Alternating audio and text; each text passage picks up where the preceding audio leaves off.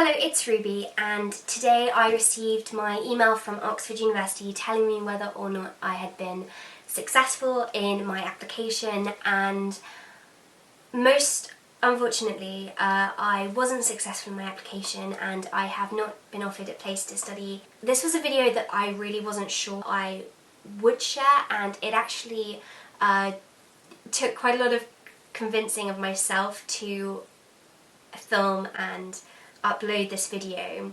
But I don't know why I've been so reluctant to film this, because at the end of the day it's not necessarily something that I should be ashamed of. They're assessing how well suited you are going to be for the university. Yes, I was rejected from Oxford University and I am honestly so upset at the outcome, because this has been my dream for maybe about 5 or 6 years now. Since the age of 12 it has been my aim to study English literature at Oxford University, and I said when I was announcing that I had the Oxford interview that in my diary at the age of 12 I actually wrote, "Hello, my name is Ruby and my dream is to study English at Oxford University."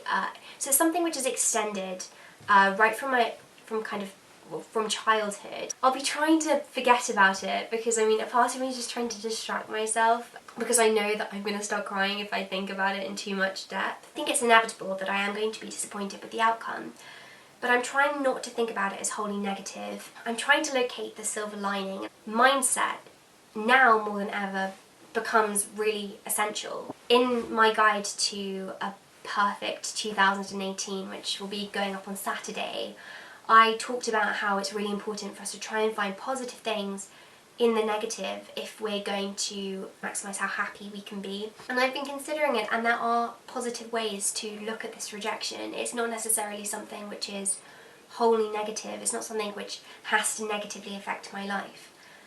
My English teacher put it very well. My English teacher sent me a poem by Robert Frost. It's called The Road Not Taken, and it describes two different paths, and sometimes the path that you weren't expecting to take is actually the one which you end up really enjoying, and you don't end up regretting it. I want to read you actually the last stanza. I think it's a really productive way to look at it. So it says, "I shall be telling this with a sigh. Somewhere ages and ages hence, two roads diverged in a wood, and I took the one less travelled by. And that has made all of the difference."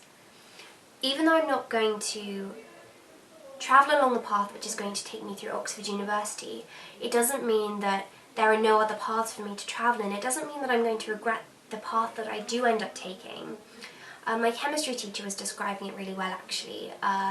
She said that in 2 or 3 years I would look back at this moment and think, I am actually glad that I took this other path, and I'm glad that my life ended up this way. I've got to admit that I was convinced that I hadn't been successful. For the last month I've been saying, you know, I haven't received a place, I know that I've been rejected, and so when I saw the email I wasn't surprised at all. When I came out of my first interview, a part of me knew that I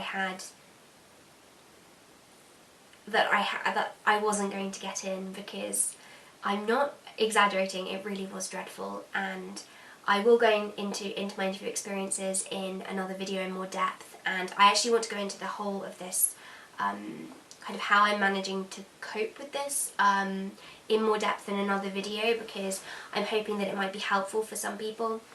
I think there's this expectation actually a lot of the time on my videos that I never face failure and that I've never encountered it because of the amount of work that I do. Nobody's going to fly through life without failure. And I just want to also say that I am genuinely proud of those people who were successful today. Those applicants who are going to be studying either 2018 entry or 2009 entry for Oxford or Cambridge. Because it is very well deserved. They are difficult universities to get into, and you should feel very proud, and I send honest and genuine congratulations to you.